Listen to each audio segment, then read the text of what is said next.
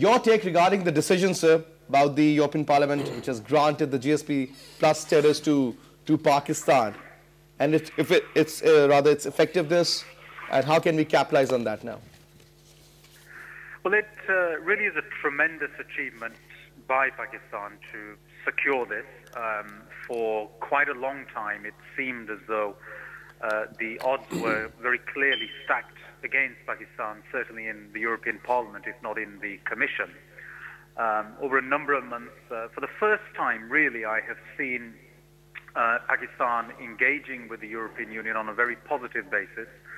This is something that I've been calling for the past 10 years, and I hope that this approach is going to continue, because that is the only way in which Pakistani industry is going to properly be able to take full advantage of the very real opportunities that Pakistan today has with its largest trading market, the European Union. All right, Sajjad Karim sahab, since you know, it's a very open fact that Pakistan is a frontline ally with the US and all the other forces fighting in Afghanistan, and the suffering which we have got, I mean, in terms of lives, in terms of the attacks, in terms of the wave of terrorism within Pakistan, and when you look at the economy, it's over $100 billion loss during the last 10 to 12 years. Now, looking at that, don't you think that we should have been granted a little more than this? Or you think this is pretty significant at the same time too? Well, the first thing I will take very real objection to is the relationship that Pakistan has with the United States of America is a bilateral relationship that it has with the USA. That is not a relationship that Europe has any part of or any real influence in. And I think that when you speak about the sort of suffering and the very heavy burden that the people of Pakistan have had to shoulder over many years, much of that comes down to Pakistan's relationship with the United States of America. Yeah. So that's something that I leave for the USA to deal with. What I will draw to your attention is this, that in Pakistan, I recall very, very clearly going back a few years, there was a huge debate about a Kerry-Lugar bill. Yeah. And I hope you will remind your viewers of what the total value of that Kerry-Lugar bill was on an aid basis.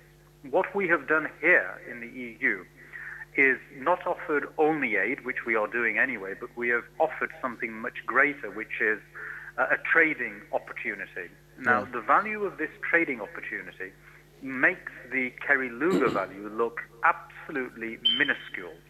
And yet, I hear no discussion in Pakistan about the very real opportunities that have been offered here and the huge scale of the opportunities that have been offered. And really, I have to say to you, as a member of the European Parliament, as chair of the European Parliament Friends of Pakistan group, I do find it really quite disheartening to see that despite Europe doing all of these things, reaching out in the way that it's doing, allowing Pakistan access to its largest trading market, the largest trading market in the world, yet all the emphasis is always on still trying to talk up the very tokenism gestures that Pakistan gets from the USA, but very real recognition of the very real things that we here in Europe are actually delivering for Pakistan on the ground in reality. Now, if you actually sit down and work through the figures, you will find that over the next 5 years, the totality of what Pakistan would have gained on an aid basis under the Kerry-Lugar bill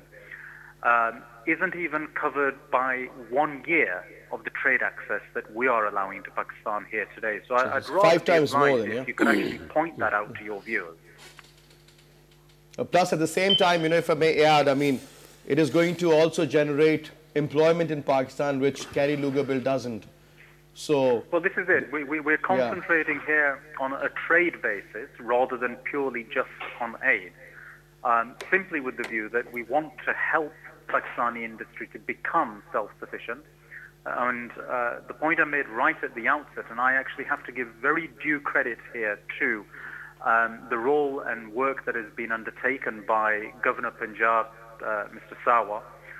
Yes. It's the first time that I've actually seen Pakistan reaching out in a positive way to deliver something to the European Union. And I hope that that attitude will continue, because the lines that we have opened up here, the opportunities that now exist, go far beyond those lines. All right. Got it. Sajjad Karim, thank you so much. And you know, Governor Punjab, we had